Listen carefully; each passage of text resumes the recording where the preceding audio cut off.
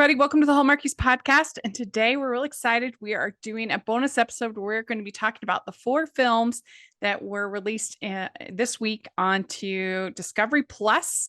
That's going to be a lot of fun. I'm film critic Rachel Wagner, and Megan is here. Hello. And Anne is here. Hey, everybody. So it's very exciting. This year, they decided to do 4 movies because I think they're all trying to do me under here. Everybody's doing at least 4 movies. Every streaming service, and so it's been pretty crazy. And I think I've already seen 40 Christmas movies. I don't know how you do it. I really don't. Me either. That's a lot. It's not even December. It's not even Thanksgiving. Yeah. And I still have to be watching all the Oscar screeners for my film critic work. And so it's like the weirdest little mix that I have where I go from like watching a Hallmark Christmas movie to then watching like some artsy heavy. Yeah, heavy. But yeah, but I guess variety is the spice of life, right? So definitely. But yeah, last year they did on Discovery Plus. It's a new network, it just started last year, and so they did a movie with Ree Drummond, and because most of Discovery Plus is like reality shows, 90 Day Fiance, and stuff like that, and then they have all the like Food Network and HGTV, and so it's all sort of nonfiction, History Channel, stuff like that, and so they are starting last year. This movie with Ree Drummond was like one of the first sort of scripted movies that they did. Excuse me. Did either of you get a chance to see that last year? The one with Ree Drummond? I didn't, but I didn't hear good things. So I knew I didn't miss out. Did you see it, Megan? No, I literally learned about Discovery Plus when you messaged us. Okay. I didn't even know it was a thing. It wasn't the best. I mean, Aaron O'Connell is so gorgeous that I can watch him. I can watch him be in a bad movie and still kind of have some fun. But but yeah, I mean, it was nothing special. I mean, Ree was hardly in the movie at all, and then like it was just the girl comes back from the city to the country. He's there. He's dreamy. The only reason to watch it is him. But it was them dipping their toes, and I guess they must have gotten a good enough response that they were like, okay, we're going to do 4 movies this year, and they had 2 from HGTV and 2 for Food Network. And I don't know if you both agree, but I definitely feel like the ones with the Food Network were the stronger ones, and I think it's a little bit unfair because I think they were way easier to do. And way easier to work into a story. And I just am a bigger fan of Food Network than HGTV, so that probably helps too. But Megan, overall, what do you think of the overall of the 4? And do you agree on that count? I agree 100%. I think part of it is because there is such a food element of Christmas. Yeah. And I mean, there is a design element to Christmas as well. Like people decorate their homes, but the structure of a house is not really like, you know what I'm saying? Like that part of it was hard, I think, for them to get Christmassy. Whereas Christmas food, that gingerbread houses, all that comes very naturally to those storylines. So that was part of it. And then I had some issues with the plots and some of the HGTV ones, but so overall I 100% agree the food ones were really fun. Well, and you know what, I've just sort of started thinking that they should have had the gingerbread one be HGTV one because it's about an architect. It could have been designing a house. Right. It would have been a perfect way to bring I think that would have been a better storyline than the breaking down grandma's house. Mm-hmm. Yeah. Do you agree, Anne? Yeah, I think exactly what Megan said. I think food goes hand in hand with holidays. And so it's so easy to, make a plot or story around it. Whereas the design is just kind of, it's more boring. You have to work harder to do it, just like she said. So I think Yeah. food ones and the food all look so good. So I just really I wish I could eat the stuff they had because it looked amazing. Hmm. So yeah. Yeah. Ho, ho, ho. We'd like to take a second and thank our sponsor for this episode of the podcast. It's the Hallmarkies Patreon. Do you love Hallmarkies podcast, especially at Christmas? Do you enjoy the holiday previews, recaps, interviews, and bonus episodes? If the answer is yes, please consider supporting the Hallmarkies Patreon. We need your help to do what we do both during the Christmas season and all year round. But not only do you help a podcast led by strong, independent women by becoming a Patreon, you get to become a part of the Hallmarkies family. Starting at only $2 a month as a patron, you will have access to our Facebook Patreon group where we talk about the movies, shows, and more all year.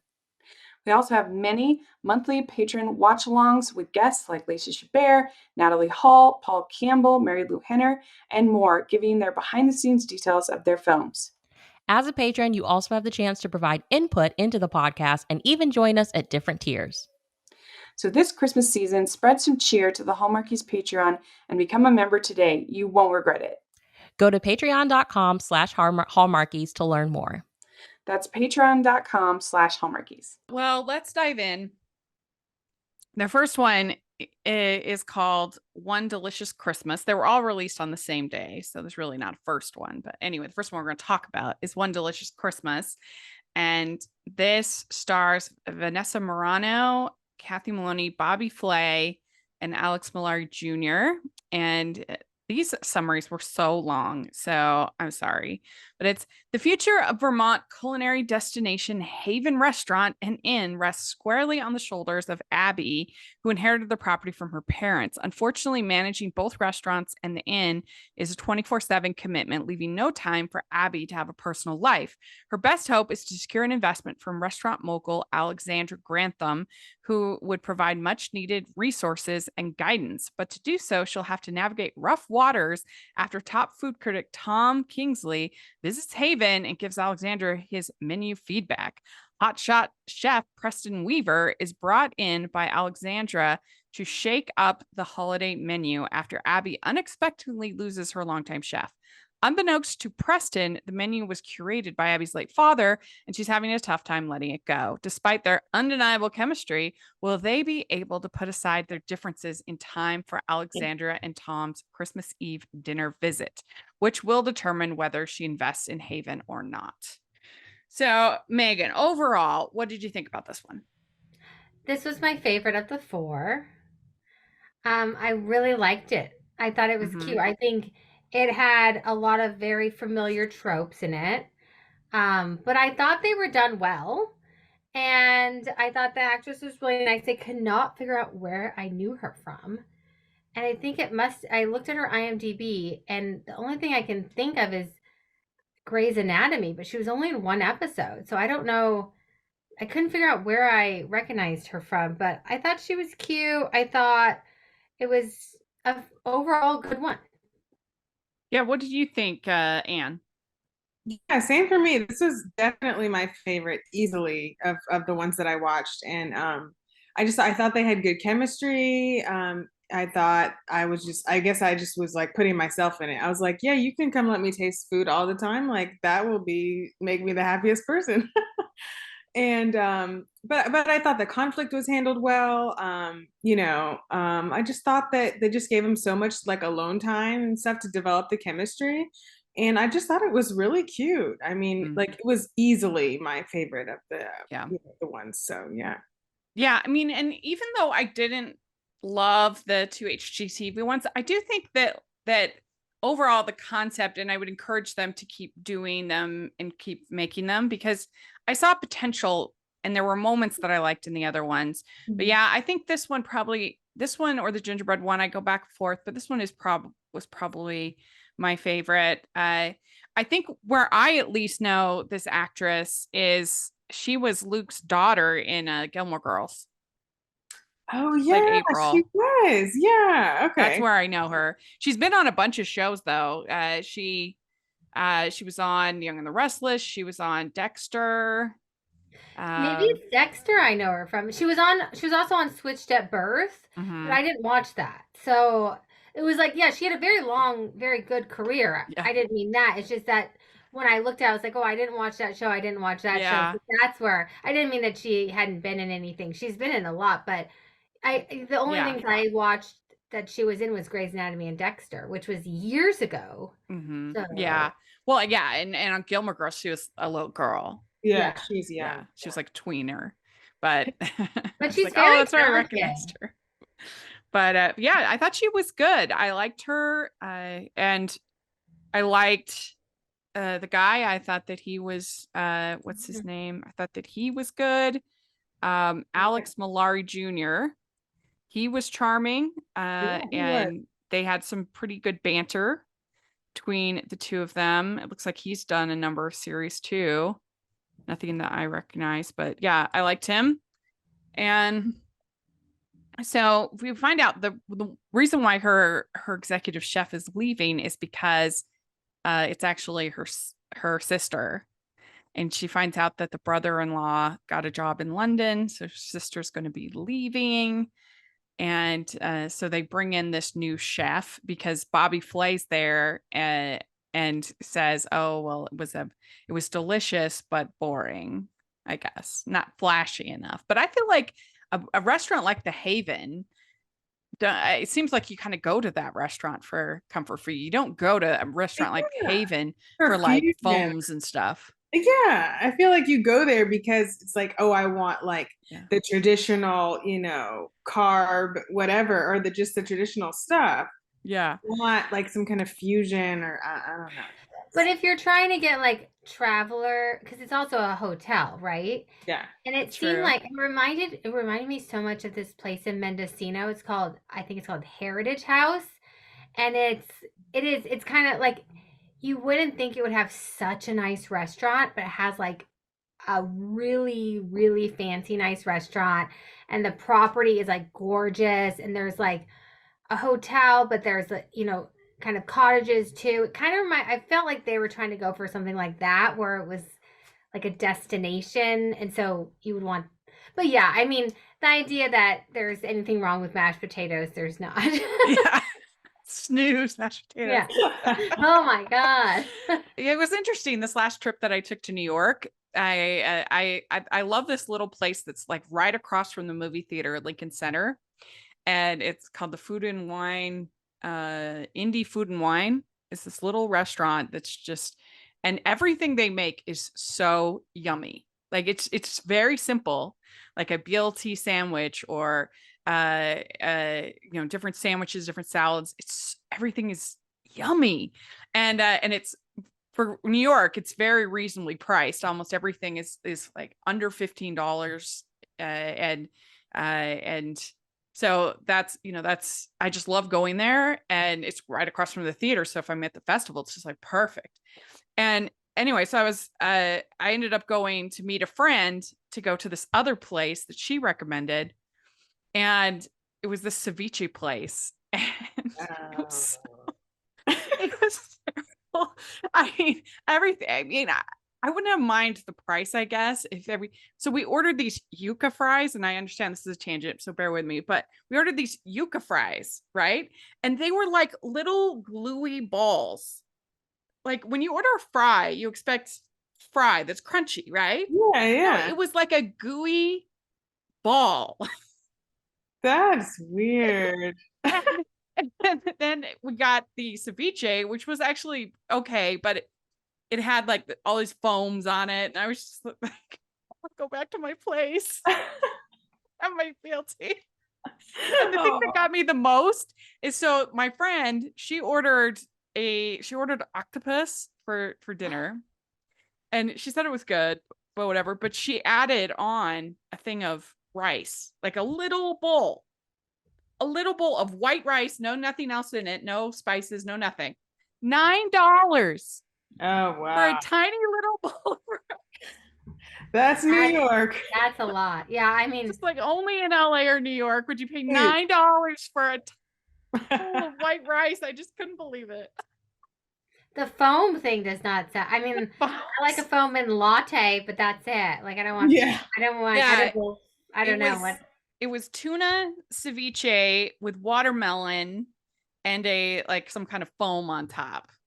That all But sounds good with, except for the foam. But I was just thinking, like, I could easily buy a watermelon, buy a piece of tuna, probably spend about $15 and total, and not have like a teeny tiny little helping for Well, like $30. You know, I don't know. you know what they say: the more expensive the food, the smaller the portion. Yeah, that's right. And they usually are like dripping it with like, like like when I get a sauce, I want to have like a big thing of sauce. And these fancy restaurants, they're like drop, drop, drop, drop. Yeah. Drizzle it all fancy, just like a few. Yeah. Yeah. So anyway, that I It's know like- it's a tangent, but what she said in the movie, she said bougie. She kept Yeah, saying bougie. bougie. I'm I like give that. like her restaurant is Indie Food and Wine, not the ceviche place. That's right. If you're in New York, try it. I'm telling you, it's a hidden gem. It's so yummy.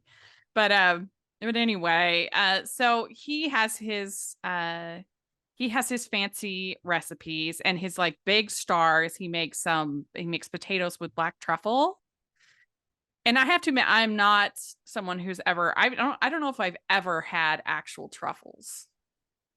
I don't think I've had truffle oil and I didn't care for that. Oh yeah, I've had truffle oil. I love truffle oil. Yeah, I don't know. I don't Yeah, like I've the had taste like of it. I think I've had like popcorn with truffle oil. And, Oh, really? Yeah, I think I've had things, but you're right. I probably never had actual truffles. I mean, they're like mushrooms. they're like $200 for one tiny that's little, right. for like a little bit. I mean, they're very, And then very, I've definitely very only had the The oil. and she's like more practical and she knows how to make yummy rolls, which there's nothing more delicious than a freshly made Parker House roll. Oh, Oh my gosh. Yeah, that looked so good. Ugh, And I just yeah. love bread. Whenever I go to restaurants, I always eat the bread. yeah. I get full on the bread, so I'm all about some bread. Yeah. And she has like little tricks that her grandma taught her where she puts a shower cap over the rising bread, the bread bowl. Does Things that like work? that. I would think so. Yeah, I mean it's I always basically put a towel. Like that's so Yeah. I don't make bread a lot, but I make homemade pizza dough. My dad taught me when I was a kid. And I just always put like a kitchen towel over it. But now I'm like, ooh, a shower cap. I don't know. I don't know if pizza dough would be different. So I'll have to ask my dad. He'll be like, what's a shower cap? But I was gonna say, yeah. I really once I show him, I think it maybe he would can tell work me. just like any other covering. I don't think it would be especially. I think maybe the nice part of it is just sort of stretches around the sides of the bowl. Right. So that would be nice. Yeah, that's the part that I liked. Mhm. Yeah. So they have like some cute little scenes in this movie. They have like the flirty gift wrapping scene where he's the worst Yeah, that at was gift cute. wrapping. That was fun. I've never made a beef Wellington, but I was like, I don't think that's the same. She compared a beef Wellington to wrapping packages. She said if you can do a beef Wellington, which is like beef wrapped in I think a pastry. Yeah, beef Wellington, I think you have foie gras, I think, or around the side, and then you wrap it in pastry. I've never made it either. You don't wrap it like a gift. Yeah, exactly. It's not like you don't like crease the corners. Yeah, it was a bit of a stretch. But it was a cute moment for sure. Yeah. Yeah, like great chemistry. Can I borrow your finger? Yeah, that was cute. Yeah, I thought they had really good chemistry. That I was like, oh well, this is chemistry. Sometimes I think the leads have chemistry just because they're just both so attractive in these movies. It's like, but these people really did. I mean, I felt like there were sparks from the scene. From the Yeah, you could see Yeah. that. Yeah. Well, and I like too that in this case, this wasn't her being mad at him for buying the place or change. Like pretty much they came around to each other pretty early on. And then Mhm. it was actually him stopping her at the end from signing, which I Yeah. thought was kind of refreshing. Well, I liked it because he was like trying to protect her. He's like, "Does Abby know about this?" And he's like, "I'm gonna go tell her like right now. Like I'm not wasting Yeah. any time. Like I'm going to tell her now because she needs to know this is her, her decision." Yeah. I also thought it was kind of funny that they were acting like lobster bisque was like groundbreaking. Like no one had ever made lobster bisque. Yeah, that's true. They kept saying, "We keep selling out of it, keep selling out of it." Like it was like you couldn't find it anywhere else. Yeah. I'm pretty sure they've had lobster bisque on most menus since like 1965. So I don't know, but it was funny. But, There were a lot of near kisses in this movie, or you're just like, you would yeah. get close, Yeah. and then either then Alexandra or somebody would step in and stop them, and you're just like, and she wants to renovate the inn, but she also overhears Alexandra talking about renovating about completely changing it, and then they have like a big fight, and she says, "All those nice moments we had together meant something to me." I'm like, oh no. And the big moment is he makes s'mores, and their cute little s'more date was fun, and she burns the marshmallow. Yeah, that was cute. When they were outside actually making them, but then when Yeah. he made it for her like that way, that was Yeah. Oh, I really felt the goosebumps with that. I thought it was really sweet. it was The very. way she was just like so genuinely like it's perfect. Like Yeah. I thought she's a really good actress. I really enjoyed her. Yeah, she was good. I liked her I thought too. she was really good. Mm-hmm. Yep. And so then he's like getting rid of stress by he's like angry kneading the bread though. Yeah. That was fun. And she comes in, she offers him the partnership and a job, and everything ends great. And so yeah, this was a pretty cute one. I'd give it a 4, I think, 4 out of 5, or maybe 3.75. I'll give it 3.75 out of 5. What about you, Megan? What would you give it? I thought we were doing it out of 4. Oh, out of 5. Let me recalculate. So out of 5, I think out of 5, I think you're right. I think I'll give it a 3.5. Okay. And what about you, Anne? This whole expectation thing, you guys. So I had no expectations, and this one rose to 3.75, so same as Rachel. Then the one I thought I was gonna like the best is like the worst one. So it's like just totally just like just can't. I wish I could just erase them from my brain, but no such luck. All right. It rose because I wasn't expecting anything. I didn't know the leads. And then I was like, oh my gosh, I'm so pleasantly surprised by this. I really, like this. So yeah, 3.75. Yeah. To thank our sponsor for this episode of the podcast. It's the good folks at Baker Publishing Group. Looking for the perfect gift for the book lover in your life? Dive into some great dual time novels this Christmas where the past intersects with the present. First up, we have By Way of the Moonlight by Elizabeth Musser. Allie Massey's dream to use her grandparents' estate for equine therapy is crushed when she discovers the property has been sold to a contractor. With weeks until demolition, Allie unearths some of Nanadale's best-kept secrets, including her champion filly, a handsome man, and one fateful night during World War II, and perhaps a clue to keep her own dream alive. Next, Where the Last Rose Blooms by Ashley Clark.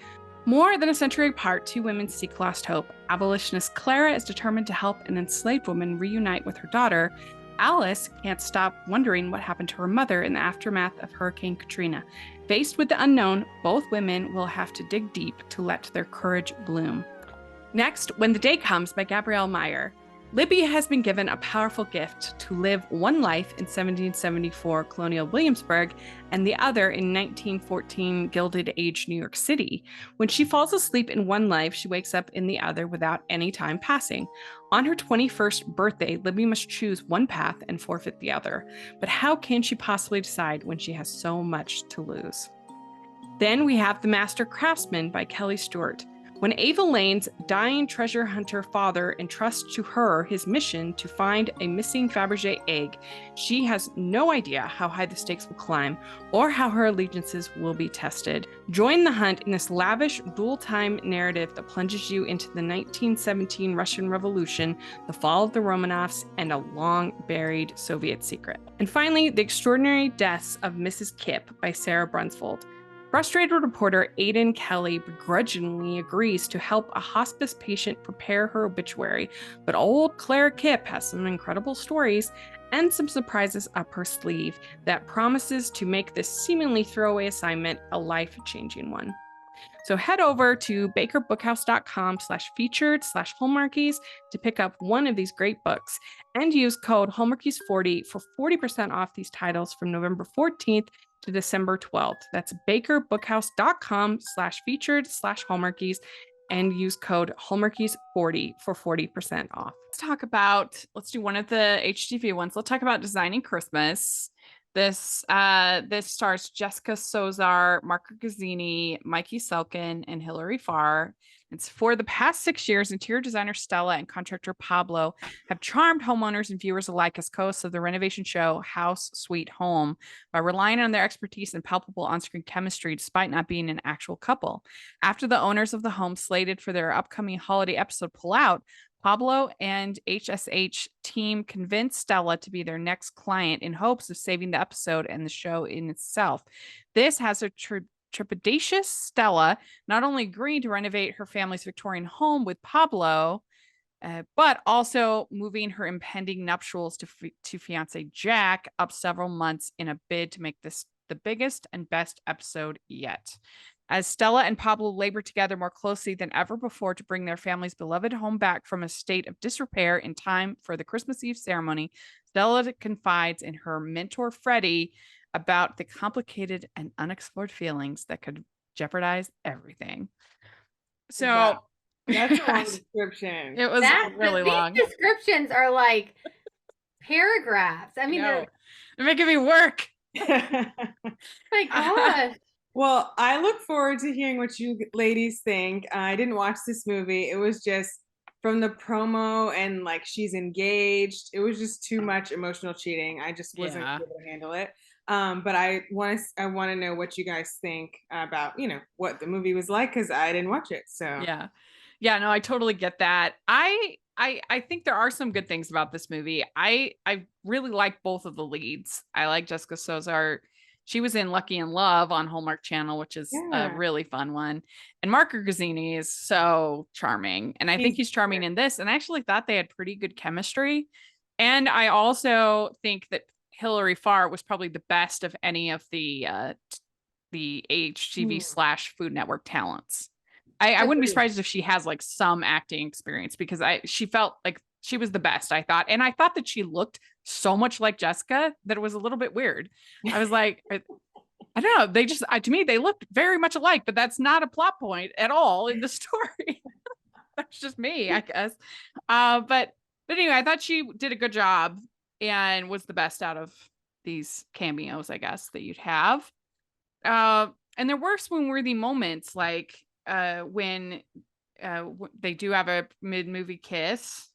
But all that said, the problem is that not only is she dating another person, but it's not like in some movies where, like, for instance, in Jolly Good Christmas or whatever that one was on Hallmark, that they just barely been dating. They weren't in love. This is like somebody she's supposedly marrying in a couple of days. I was gonna say like soon. It's a different situation. He's there and a major character in the story. It's not like a bad man of business that, you go off and you meet somebody else because you're at home or whatever, like that you see. And those aren't my favorite anyway, but in this case, like, he was there. They were getting married.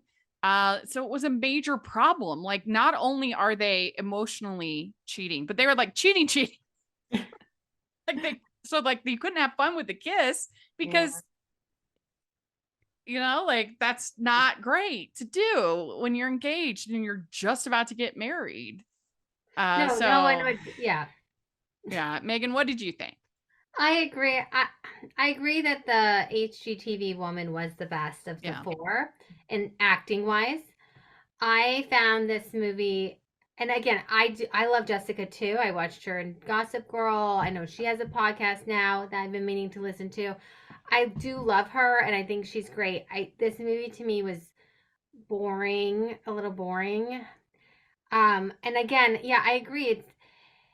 They didn't do her character justice because her relationship was too far along, and not they weren't just engaged, they were literally going to get married. Yeah. They had a breakup the day of the wedding, which is my least favorite breakup, because if anyone did that to me, I think I would probably light them on fire. Well, and I was really I was really scared that they were going to be like, well, why don't we just get married instead? Yeah, You know, I which almost they wanted did. that just to be like a little zany, because I was like, this is so. And then, yeah, and also he was, like you said, I feel it. He wasn't a bad man of business. They did try to make him kind of that way, but he wasn't bad enough. Like, okay, if you're Oh, gonna you mean have the her, fiance? yeah, the fiance. If you're Like, gonna have her break up with him on the wedding day, I need him to be terrible, yeah. like the worst human possible. And he Yeah. wasn't. He was a No. little selfish and a little self-involved, but he Like they wasn't. were on different wavelengths in what they But that, wanted out of life, you know, as far as like she wanted to she's interested in her career and he wants to like start a family and like some other things like that. But like he wasn't a bad dude. No, he wasn't. And that was a problem. And not yeah, not that yeah, you should cheat on bad, you should just not cheat. Cheating's bad. But Yeah. like Yeah. it's at least more understandable. But yeah, that was the major problem. And I think that the problem, if they came to me, Discovery Plus, if you want some guidance, please, I'm available. Because if they came to me, I would tell them that what they ought to do for these HGTV movies is they actually shouldn't have them be redecorating houses at all. They should have them more on the design side of things, not the like they should have like a gingerbread. You remember that one with Tia with giant gingerbread houses? Oh yeah. Yeah. Hallmark. Yeah. Yeah, you yes, could the totally have giant something like gingerbread. that. And like they do at Disney World every year. They have these incredible gingerbread houses that are huge and in all the hotels and everything. And so you could have an HGTV person that's like asked to help with one of these houses. Yeah. Or you could have like, we're gonna design, a couple of years ago, they had a special suite at a hotel that was a Hallmark hotel, Yeah. like that was designed with a Christmas tree and all that stuff. So you could have a contest of which HTV person could design the best hotel, Mhm. Christmas hotel. Yeah. And so it's like on the design part of it, Yeah. I think Right. that's where you get these Christmas stories. Or even like Enchant, Hallmark has that like Enchant Village in certain cities. Like I want to see someone designing that. Yeah. Like how do Yeah. they figure? Yeah, something like that. Good idea. The renovations just felt dry, and Mhm. it felt artificially Christmas, because all of a sudden it's like they have to get married by Christmas. Why? I Yeah. don't know. Well, and none of these HGTV shows are live. So the idea, the construct, this is more in the next one, but the construct that they have to get this all done for a live broadcast, like that's not a thing. Well, this one they switched. It's like it wasn't supposed to be live, and then all of a sudden she's like, "Let's go live." And then apparently this TV crew who doesn't do live can just magically do live TV, which I'm pretty sure takes. I was a thinking the different wedding skill was set. always going to be live. Oh, Or maybe was I it? missed that. I Oh, thought so. I thought maybe. And they yeah, were like, that's why maybe. we can't change it, Yeah, I don't there was know. a lot of plot points that just like Yeah. didn't make sense. I Yeah. mean, the thing is, it's like it's just she didn't need to. Why did she need? She didn't. It wasn't necessary. Like No, she it didn't wasn't need to be in a necessary. relationship. She didn't need to be engaged. She didn't need to be about Mhm. to be married. It Yeah. could have been like a totally different, Yeah, because you could just have they don't like each other. They're both co-hosts on this show. They both have to renovate this thing, and they have to work together. Like there's no need to involve the You have a wedding and different the conflict. yeah. Yeah. Agreed. Yeah, even like them being exes or something. Like, I don't know. Also the whole like kind of enemies or they dislike each other to lovers Mhm. makes less sense if you've known the person. Like these people were supposedly co-hosts for a year. I'm assuming that she's been engaged. Like the fact that they would, I don't know, it just doesn't make as much sense as when they just meet each other and they dislike each other initially. Oh And yeah, then it's I like see what you're just a few, saying. that makes Yeah, more yeah. sense. It's like, okay. But you wouldn't work with someone for an entire season of television, I think. Maybe, I don't know. But it wasn't my fave. Yeah, I mean, I know some people. It's a job, and you don't really get along all that well. You hear the stories, but yeah, I agree with what you're saying though. That if they had been like exes, longtime exes, and then thrown into hosting the show together, like that could have been fun. Yeah, I Yeah. agree. I think that would have been more fun. Mhm. That it just didn't need the whole engagement plot or Yeah. the last minute the wedding. The whole wedding thing didn't, yeah. Yeah. So what would you give it out of 5, Megan? I give it like a 2. Yeah, that's what I was gonna say too, as well. I'm sorry, Jessica. I'm sorry to everyone involved. I'm sorry to Discovery Plus. Your heart was in Eh, it, but it just, Yeah, they can't all be winners. yeah. All right. Okay, So thank you. and then we have let's see here. Then we have Gingerbread Christmas. This stars Tia Sarah Carr, Keanu Teresa, Duff Goldman, Mark Ben David. And it's after a devastating workplace development throws Hazel's job prospects as a full-time architect into question. She leaves New York City to spend the holidays with her father, Ted, in her suburban Chicago hometown. While there, she discovers that the family bakery is even worse off than she imagined, having been on the decline since the passing of her mother. And to add insult to injury, her former best friend Shelby has opened a trendy new bake shop across the street. When all seems to be lost, she gets the idea to enter a gingerbread house competition led by homegrown food celebrity Mark Clemens, offering a $100,000 prize, enough to get the ailing bakery back on track. While working on her magnificent cookie edifice, a romance begins to bloom with a local contractor, James, who, along with his daughter, has been helping her father out by lending his baking prowess to the place while they're trying to fix it up in his spare time. A series of frustrations and misunderstandings threaten to tear them apart, but will the magic of the holiday lead everyone to a Merry Christmas? So this one, uh, Anne, what did you think overall of this one? For this one, I really like like I said, I like the food aspect a lot better. And just it was more Christmassy. But I don't really know what it was. There was something missing to me. I don't know if it was they didn't spend enough time like alone together or they were always doing the same thing. I haven't been able to figure out what it is, but something was off. I don't know, just for me. Well, one thing that I felt in this movie is that I felt like there was a lot of like winking at the camera, of like they were sort of sarcastic in that they knew that a lot of the kind of sarcastic about some of these tropes, but it wasn't like so far that it was like Lights Camera Christmas or anything, Yeah, yeah. anything like that, or a movie Merry Christmas. So I almost kind of wish that they had gone even further with that and been even more of an outright satire. Yeah. But I still overall had a fun time with this one.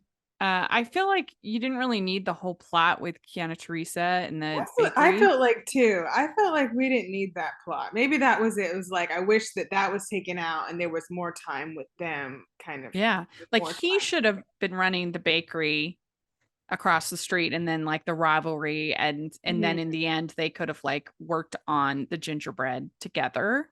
Yeah. And also I feel like it's super boring to like design a city hall. Yeah. I mean, I'm glad that the mosque won. Yeah. The mosque- Yeah, yeah. I was worried. I was like, I know, me the other too. ones are they're just better. I'm like, they don't need to win this because the other ones are better. Yeah. Yes. Like Yeah, even I was glad how do too. you do like a dome like that for the mosque? Like I don't even know how you how Yeah. it like stays like that's wow. Yeah. The So Cinemosque. right. So for people who didn't watch it yet, I guess we should explain. She makes another character, not the main character, makes a gingerbread mosque, and it is like the most beautiful thing I think I've ever seen. It was Mhm. like it was. I mean, do you think it was real gingerbread? It couldn't have been. Probably, but it was definitely like glued together. It was not icing. Yeah. Yeah, Yeah. it And it moved was just flawless. so like intricate, like the details. Yeah. Mhm. I would watch this movie just to see that. And she was a sweet character too. I forget her She- name. I know she Uh, was. I liked her. Yeah, That she was character. cute. And it's, always nice when they are able to bring like another culture into a Christmas Mhm. story and make Yeah. it feel valid. And I like Ben David in this. He was on Good Witch for a while, and so it was sort of fun to see him in this. I thought he was charming. I feel like for some reason TSR Carr is one of those people that I always want. I feel like she's a perfect fit, but I never like her Christmas movies that much. I enjoyed this one well enough, but I don't know. It's just kind of like Maggie Lawson to me. Like someone on paper, Maggie Lawson seems like a perfect Hallmark Yeah. person, but Yeah. like movies have not been the best, and I don't know. But she was cute. She was sweet in this, Yeah. and they were fine together. I thought they had okay chemistry, and I thought it was kind of funny that like when she's feeling sad, her dad's go-to is to make a banana split. I'm like, I've never seen that in a I Christmas. like that. That was funny. That was like one of the highlights because I don't know. I just felt like they were like it was just too serious. Like they weren't doing anything except trying to build this thing, which was I guess the point. Yeah. But like even in the other movie we're gonna talk about next, I like that they added some cute other activities instead of just the whatever the main Yeah. thing was. When So he's late for their first day, I mean, gosh, you'd think that he had like ran over a puppy or something. I mean, she was just so upset about it. Like, what's the big deal? yeah, she was upset. Yeah. But they had some cute moments. I liked when he's like, no problem is too big that can't be solved with cake. That was nice. And they're able to he breaks the tower that they'd made, and she's just absolutely furious. Yeah. And then he says, I can't be with someone who pushes me away when things get rough. Which was true. Yeah, for some reason, I didn't see it coming that it was going to fall. I was a little shocked by Yeah. that. I feel that Like, I oh, should no. have known, but I was like, oh my gosh. So I was tweeting a little bit when I was watching this, and there was one shot that made me die laughing where they had them both. This is when they're fighting after the tower's destroyed, and they had them both like socially distanced apart. Oh yeah. And this giant bench that made them look like teeny tiny people. Like Yeah, huge. the thing was like so high. Yeah. The back was Just- so high. It Is that made like me a famous bench or something? That was I don't know. It made insane. me laugh. Definitely a statement bench. Yeah. Yeah. But she decides that so she gets this job offer. She decides that she's not taking the job. She says, I can make my dreams come true here. And then we get like 2 kisses at the end, which were fun. I love the stop talking kiss. That's one of my favorites. Yeah, yeah, when the me person's too. like, blah, blah, blah, blah, ah, and they just go for it. I love that. Yeah. And it turns out that they're going to make a cookbook for her mom's recipes. So that'll be nice. And she gets a local job. The bakery's doing well. In a for a different smaller architect firm. And yeah, I mean, I feel like I was a bit harder on this movie than I meant to be. It was cute. I didn't hate it. I think lemon basil shortbread with raspberry royal icing sounds not good. It's too many weird things. Yeah. I was like, that sounds a little bit too weird. Now we say bougie, too bougie. Yeah, it was too bougie for me. I'm pretty bougie. basic, so. I give this one 3.25. What about you, Anne? I would give it a 3. Megan? I agree with Rachel. I give it 3.25. I liked it. Yeah. I think more than Anne did. The one problem I had was that the main character, is still upset with her ex-friend because she stole her prom date. Like, how old are something you? like Yeah. Yeah.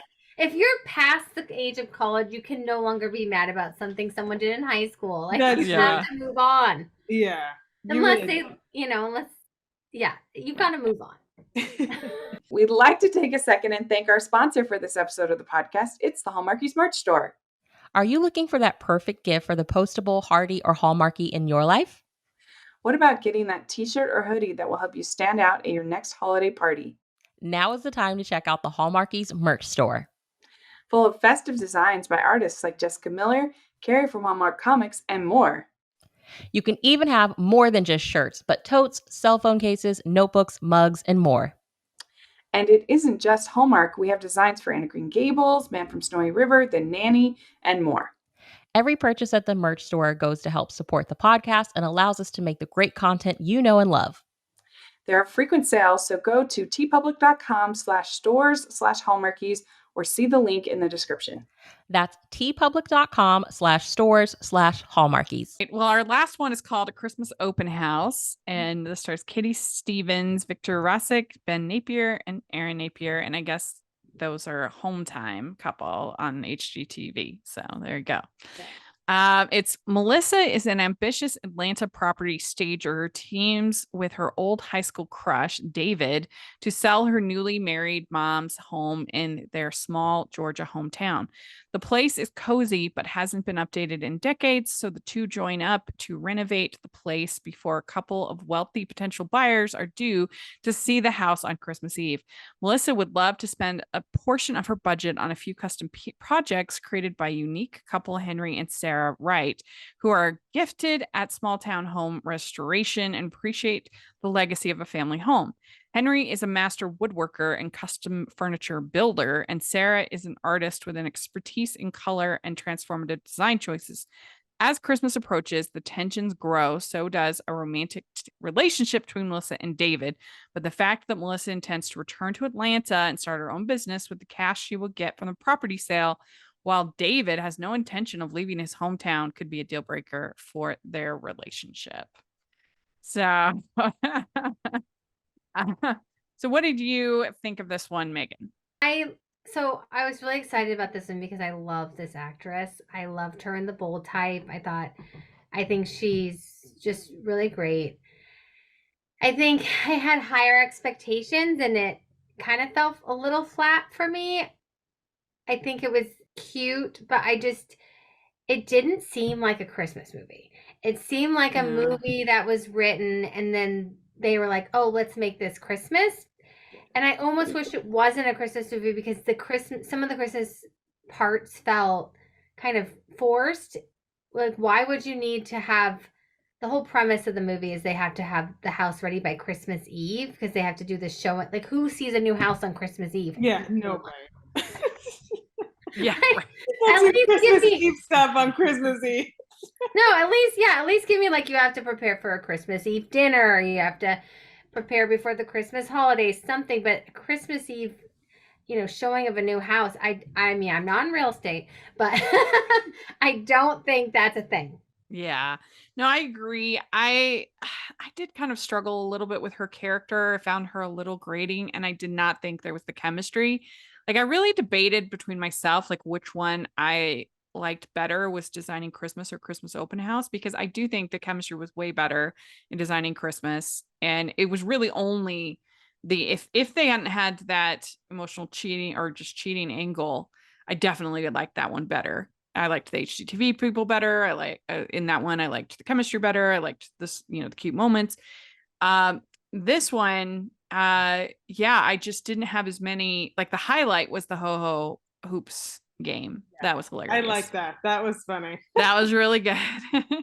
But I don't know. I just didn't. I wasn't feeling it. And between them and just kind of watching them renovate this house, it was just. It wasn't very exciting to me.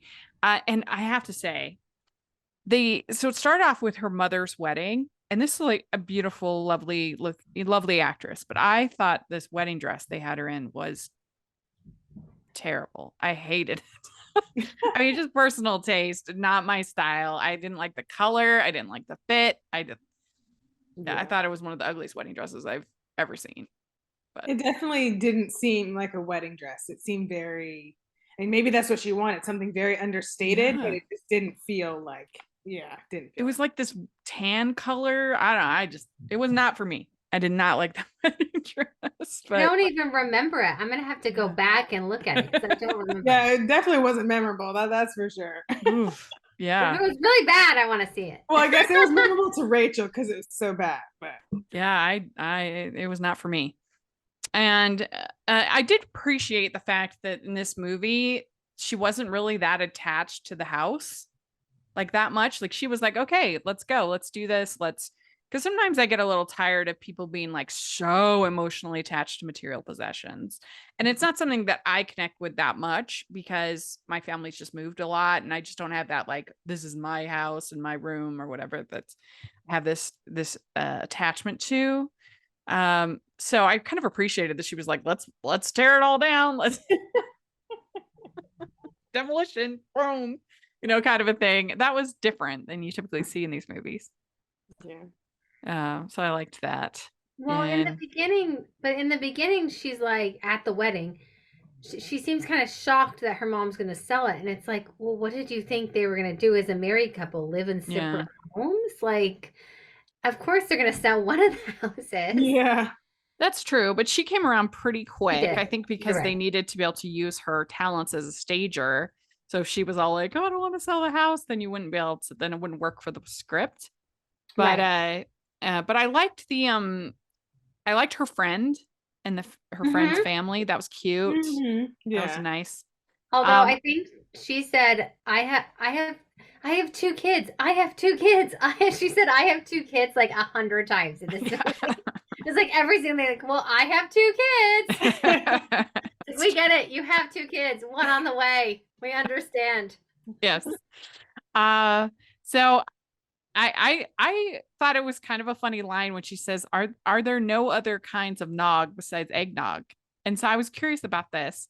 Oh yeah, that was weird. I was like, I never thought of that. Like I've heard of other kinds of eggnogs, like there's like a pumpkin eggnog or a, like different peppermint eggnog. I've seen that. Okay. But I looked it up and it's true. It's just eggnog. That's the only kind of nog. And it said on Wikipedia, some say nog comes from noggin, meaning wooden cup, or grog, or strong beer. But by the late 18th century, the combined term eggnog stuck. Eggnog purists argue that those who don't like the Yuletide drink have simply never tasted the real thing. I do not like getting kind of snarky there. Eggnog's not for me because I like the eggnog fest because I thought about my dad because he will try anything and he likes eggnog, so he's like the perfect person for one of those every flavor of eggnog things. Yeah, I was like, yeah, this would need to be like a hot cocoa fest for me, like a bunch of different hot cocos, and then I would be so down. But I was like, eggnog, ugh. I was like, if you like eggnog, that would be fun. Yeah, I like eggnog. I mean, I drink the virgin variety, but when it's kind of diluted a little bit, like I add some milk because when it's like super thick, I don't really like that. But when it's I don't know. What do you think, Megan? That was my question for you, Rachel, was because I thought eggnog is non-alcoholic, and then if you buy eggnog at the store, it's non-alcoholic. Correct. Yeah, and then people add booze. A lot of people add rum. Yeah, but it's not like when the poor pregnant lady was like, "Here, you have to drink all these because I can't drink them." I'm like, they all have alcohol in them because I guess so. She got pretty sloshed. Yeah, Yeah. Well, and it just like we have when we do eggnog, which I'm not a huge fan of eggnog, but we do it here in our house sometimes. And yeah, we have it. We usually the kids drink it because it's non-alcoholic, and Yeah. then maybe we add something. But I didn't think of it as like a super alcoholic beverage. Well, when you're making it at home, a lot of times then people put the alcohol in it. But if you buy it, then you have to add it to the at the okay. Yeah, I've store. never made. I didn't even know you can make it from scratch.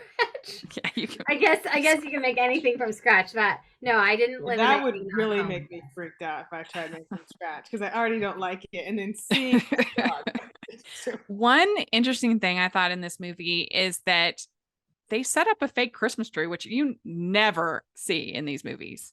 Like sometimes it's obvious the tree is fake, but but they like don't tell you. rarely do you literally see them, unfold the fake tree Like and assemble, put it together and stuff like that. Like that's very rare. Yeah. Which I think they should make that a little bit more acceptable. As a girl who grew up in Arizona, where it's very hot and actually having a Christmas tree is kind of unrealistic. Like a a fake tree can be really beautiful too. Sure. I mean, I can't do it. I can't do a live tree. It's just too heavy. I can't, deal with it by myself. oh yeah. So I have to do a fake tree. The one time I had a real tree delivered, I was trying and it ended up being a total disaster. And they didn't leave it like cut well enough. And they were supposed to like set it all up and it was a mess. And I was decorating it and the tree like fell on me and I couldn't like deal with God. it. And I was getting more upset. And so finally I called the leader of my church and I was like, help. Oh. And he came with a saw and he rescued the day. And I said, he saved Christmas. Oh my gosh. That's Yes. crazy. So, but that's the only time I've in the last 10 years or so that I've ever done a real tree. I've always done a fake tree because I just can't deal with it by myself. So Yeah, we had fake tree. I had a fake tree almost always growing up because it's so hot and dry in Arizona. It can be a fire hazard. yeah. Lights and everything. Where I'm lucky now that I live in Northern California, so it's pretty wet and cold. I mean, it's not freezing, obviously, but I have a husband who can, do the Christmas tree thing. So that's the only reason I got married was to get someone to do that Christmas tree hauling. Yeah. Well, the ho-ho hoops was hilarious. We all agree that's the highlight. That was definitely the highlight for me. Yeah. I like that part. Yeah. I was like, wait, what are they doing? And I was like, oh, this just took a turn. I did not expect this. And I think that this one used the HGTV pool the worst of any of these 4 movies. I mean, they were just like zoomed in every couple times. They made them a mantle. Mm-hmm. I don't know. I just felt like their involvement was very shoehorned and weak. I wonder, again, this seemed almost like a script that was written separately and then Discovery Plus bought it and then tried to make it Christmas because you're right about the Zoom. And this is the one I watched first. So I kind of I thought they were all going to be like this. But yeah. all the other ones, like the characters were actually in the plot line, whereas this, they only zoomed. And then when they went, I don't know. And I'm sure that couple is very lovely and they have a great HGTV show. I don't watch it personally, but I'm sure it's great. They seemed fine, but it did seem a little, like you said, shoehorned. Yeah. But so these repo guys come and take all of her stuff, including the Christmas tree. Yeah. They ruined the Christmas tree. They knocked it over. Yeah. He's like, oh yeah, we'll reimburse you. I was like, what? And I was like, that was harsh. Oh yeah. It was, they just trashed the tree. They didn't take it, but they trashed it. I was like, what? Totally just like knocked it over. Ornaments broken. Like, would they really do that because your credit card got declined? No way. And definitely not on like Christmas Eve. Yeah. But it was a nice moment when like the town brings all their stuff. So that was cute. That was cute. And the friend brings the Christmas tree and then they show the house to these like total snobs, which was funny. Oh my gosh, Those they two were were funny. horrible. But Oh gosh. I have a question for Anne because you lived in Atlanta, right? Yeah. So in this movie, it's like Atlanta is like the devil city, and Yeah. like it's like, oh, the city. It's like they treat It's Atlanta true. like. I mean, I'm like, when I think of big cities, I know Atlanta's a big city, but when I think of big cities with quote unquote heart, Atlanta would be one that I would think is kind of has heart. I don't Yeah. they were really into the small town is better in this movie too, which was a little I just didn't get it because I've only been to Atlanta a few times. I've never lived there, but it doesn't strike me as like a cold, dark Yeah. city. Well, but people who live outside of Atlanta really don't like Atlanta. So Oh, really? that makes sense Okay. because I mean, Okay. it's a horrible traffic place. So everyone's like, there's like 6 lanes on the highways and it's like total traffic jam. So everyone hates going into the city and they Got just it. don't want to go there. And they just think, why, they think, why do people want to live there? Because it's just too much traffic and people think there's like so much crime. I'm like, there's crime everywhere. I don't think there's any more crime there than there is in any other place. That's just my opinion because I lived there and I felt totally safe. But but yeah, people who who live in the suburbs, they're like, oh, Atlanta, so I was like, Okay. that makes sense. All right, I'm so glad we have you on because I was really curious. Because again, I've only visited Atlanta a few times for work mostly. So I'm Yeah. really glad that you could give us the Atlanta. Well, they Dude. won't sell to the snobs, of course, and they Oh, decide yeah. they're going to sell and give a good deal to her friend who has 2 kids, as we know, and is pregnant. And one on the way. They went on the way. And then they have their kiss, and she gives him business cards for his new business, and so that was cute. And I hope that this guy, what's his name? I like Victor, from Baker and the Beauty. I like That's him. what I was gonna say. Yeah, he's on Baker and the Beauty, which was canceled too soon. It was so good. I love that show. It was so good. And I like Katie from the Bold Type. That's why this was like my most anticipated, and it just went. I I didn't think they agree. had chemistry, and I was bored. And Yeah. Yeah. She's just so cute. She's another one that would be so good in these movies. Like she's just a doll. I really, Mhm. I I hope do they like keep her. trying. Sometimes the Yeah. first try is not the greatest, and then the second or third is awesome. So if you're listening, which one is your favorite? We would love to hear in the comments or on Twitter. And Megan, how can people follow you? You can follow me at Twitter at MeganD320. And I'm on Instagram. I think it's Megan Ruth 3200. We'll have it in the description. And Anne, Thank what you. about you? You can find me on Twitter and Instagram at awscott21. And I just want to say a shout out to Discovery Plus. Thank you for having one person of color lead in every movie. I think that's Yeah, good point. wonderful and that's very good. And that was definitely the best thing you did with all these movies. Yeah, for all good point. 4 of them, That's a good anyway. point. I think that's great. So Yeah, good I point. agree. I think they also had LGBTQ characters. they did. Most of them too. I wasn't keeping track, but Mhm. definitely Yeah, they it's felt true. well rounded. Yeah. That's true. You can find me at Rachel's Reviews, all over social media, iTunes, YouTube, and on Rotten Tomatoes. And make sure you're following the podcast on Hallmarkies Pod and Hallmarkies Podcast, all over social media. And if you're listening on iTunes, please leave your ratings and reviews. That helps us so much. 5 stars. It really, really helps people to find the podcast. And if you're watching on YouTube, please give the video a thumbs up and subscribe to the channel. We appreciate that so much. We also have our Patreon group, which is a lot of fun, and our merch store. So take a look at that. We've got all kinds of festive designs, including our team Three Wise Men shirts. So you can be on Team Tyler, Team Andrew, or Team Paul. So definitely take a look at that. They're a lot of fun. And thanks so much, ladies. And we'll talk to you later. Merry Christmas. Bye.